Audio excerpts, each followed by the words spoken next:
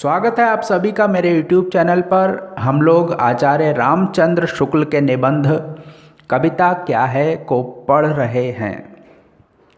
अभी तक हम इसके 6 भागों को पढ़ चुके हैं। इसी सिलसिले को आगे बढ़ाते हुए मैं इसके 7वें भाग को लेकर आया हूँ। इसमें मैंने इसके एक अन्य टॉपिक सौंदर्य को शामिल किया है। आइए पहले हम इसका पाठ करते हैं और बाद में इसे समझेंगे। सौंदर्य बाहर की कोई वस्तु नहीं है, मन के भीतर की वस्तु है। यूरोपीय कला समीक्षा की यह एक बड़ी ऊंची उड़ान या बड़ी दूर की कौड़ी समझी गई है, पर वास्तव में यह भाषा के गड़बड़ झाले के सिवा और कुछ नहीं है। जैसे वीर कर्म में पृथक वीरत्व कोई पदार्थ नहीं, वैसे ही सुंदर से पृथक सौंदर्य कोई पदार्थ नहीं। कुछ रूप रंग की वस्तुएं ऐसी होती हैं जो हमारे मन में आते ही थोड़ी देर के लिए हमारी सत्ता पर ऐसा अधिकार कर लेती हैं कि उसका ज्ञान ही हवा हो जाता है और हम उन वस्तुओं की भावना के रूप में ही परिणत हो जाते हैं। हमारी अंतःसत्ता की यही तदाकार परिणति सौंदर्य की अनुभूति है। इसके विपरीत कुछ रूप रंग की वस्तुएं ऐसी होती हैं जिनकी प्रतीति या जिनकी भावना हमारे मन में कुछ देर टिकने ही नहीं पाती और एक मानसिक आपत्ति सी जान पड़ती है। जिस वस्तु के प्रत्यक्ष ज्ञान या भावना से तदाकार परिणति जितनी ही अधिक होगी, उतनी ही वह वस्तु हमारे लिए सुंदर कही जाएगी। इस विवेचन से स्पष्ट है कि भीतर बाहर का भेद व्यर्थ है। जो भीतर है वही बाहर है। यही बाहर हंसता खेलता, रोता गाता, खिलता मुरझाता जगत भीतर भी है, जिसे हम मन कहते हैं। जिस प्रकार यह जगत रूपमय और गतिमय है, उसी प्रकार मन भी रूप गति का संघात ही है। रूप मन और इंद्रियों द्वारा संगठित है या मन और इंद्रियां रूपों द्वारा। इससे यहाँ प्रयोजन नहीं। हमें तो केवल यही कहना है कि हमें अपने मन का और अपनी सत्ता का बोध रूपात्मक ही होता है। किसी वस्तु के प्रत्यक्ष ज्ञान या भावना से हमारी अपनी सत्ता के बोध का जितना ही अधिक तिरोभाव और हमारे मन की उस वस्तु के रूप में जितनी ही पूर्ण परिणति होगी, उतनी ही बढ़ी हुई हमारी सौंदर्य की अनुभूति कही जाएगी। जिस प्रकार की रूपरेखा या वर्ण विन्यास से किसी की तदाकार परिणति होती है, उसी प्रकार की रूपरेखा या वर्ण विन्यास उसके लिए सुंदर है। मनुष्यता की सामान्य भूमि पर पहुंची हुई संसार की सब सभ्य जातियों में सौंदर्य के सामान्य आदर्श प्रतिष्ठित हैं। भेद अधिकतर अनुभूति की मात्रा में पाया जाता है। ना सुंदर को कोई एक बारगी कुरूप कहता है और ना बिल्कुल कुरूप को सुंदर। जैसा कि कहा जा चुका है, सौंदर्य का दर्शन मनुष्य ही में नहीं करता।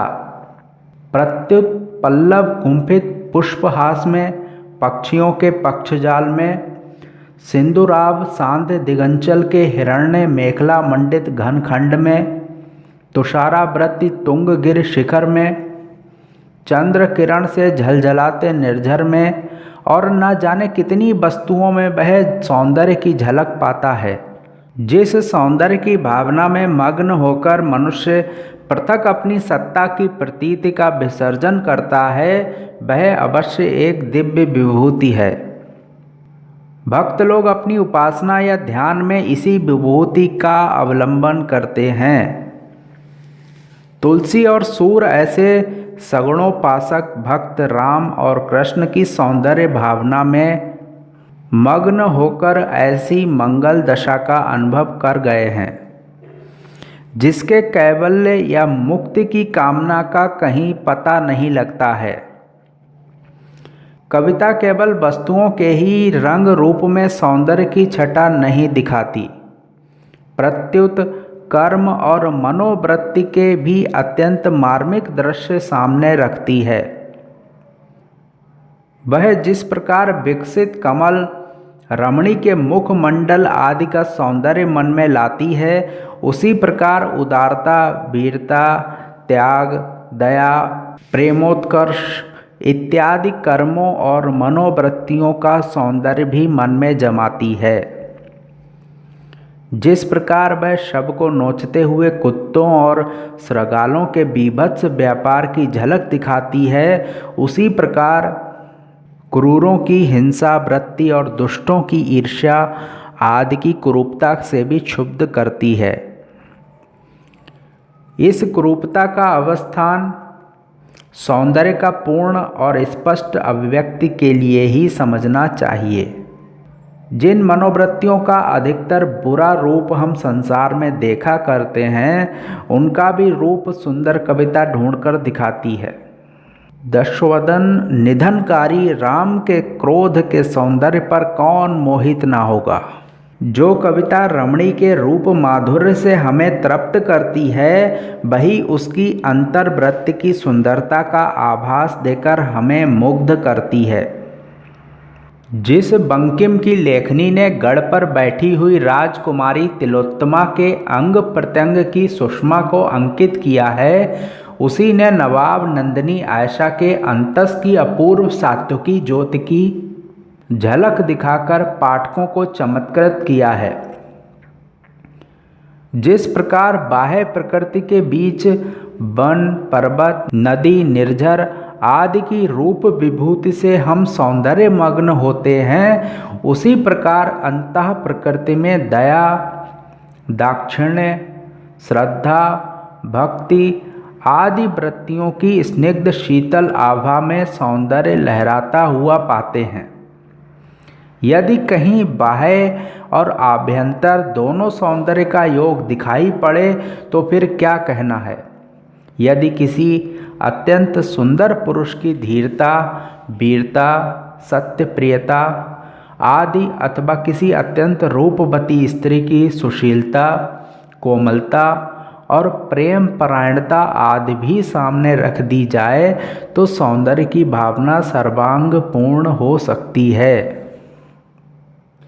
सुंदर और कुरूप काव्य में बस यही दो पक्ष हैं, भला बुरा, शुभ अशुभ, पाप पुण्य, मंगल अमंगल, अनुपयोगी उपयोगी। ये सब शब्द काव्य क्षेत्र के बाहर के हैं। ये नीति, धर्म, व्यवहार, अर्थशास्त्र आदि के शब्द हैं। शुद्ध काव्य क्षेत्र में ना कोई बात भली कही जाती है, ना बुरी, ना शुभ, ना अशुभ, ना उपयोगी, ना अनुपयोगी। सब बातें केवल दो रूपों में दिखाई जाती हैं, सुंदर और असुंदर, जिसे धार्मिक शुभ या मंगल कहता है। कभी उसके सौंदर्य पक्ष पर आप ही मुग्ध रहता है और दूसरों को भी मुग्ध करता है। जिसे धर्मज्ञ अपनी दृष्टि के अनुसार शुभ और मंगल समझता है, उसी को कभी अपनी दृष्टि के अनुसार सुंदर कहता है। दृष्टि भेद अवश्य है। धार्मिक की दृष्टि से जीव के कल्याण, परलोक में सुख, भवबंधन से मोक्ष आदि की ओर रहती है, पर कवि की दृष्टि इन सब बातों की ओर नहीं रहती। वह उधर देखता है जिधर सौंदर्य दिखाई पड़ता है। इतनी सी बात ध्यान में रखने से ऐसे ऐसे झमेलों में पड़ने की आवश्यकता बहुत दूर हो जाती है कि कला में सत असत, धर्माधर्म का विचार होना चाहिए या नहीं, कवि को उपदेशक बनना चाहिए या नहीं। कवि की दृष्टि तो सौंदर्य की ओर जाती है, चाहे वह जहाँ हो, वस्तुओं के रूप रंग में अथवा मनुष्यों के मन, वचन और कर्म में। उत्कर्ष साधन के लिए, प्रभाव की वृद्धि के लिए कवि लोग कई प्रकार के सौंदर्यों का मेल भी किया करते हैं। राम की रूप माधुरी और रावण की विकरालता भीतर का प्रतिबिंब सी जान पड़ती है। मनुष्य के भीतरी बाहरी सौंदर्य के साथ चारों ओर की प्रकृति के सौंदर्य को भी मिला देने से वर्ण का प्रभाव कभी कभी बहुत बढ़ जाता है। चित्रकूट ऐसे रम्य स्थान में राम और भरत ऐसे रूपवानों की रम्य अंतः प्रकृति की छटा का क्या कहना है। आइए अब हम इसे समझते हैं। यूरोपीय कला समीक्षा में यह माना जाता है कि सौंदर्य बाहर की कोई वस्तु नहीं है, बल्कि मन के भीतर की वस्तु है।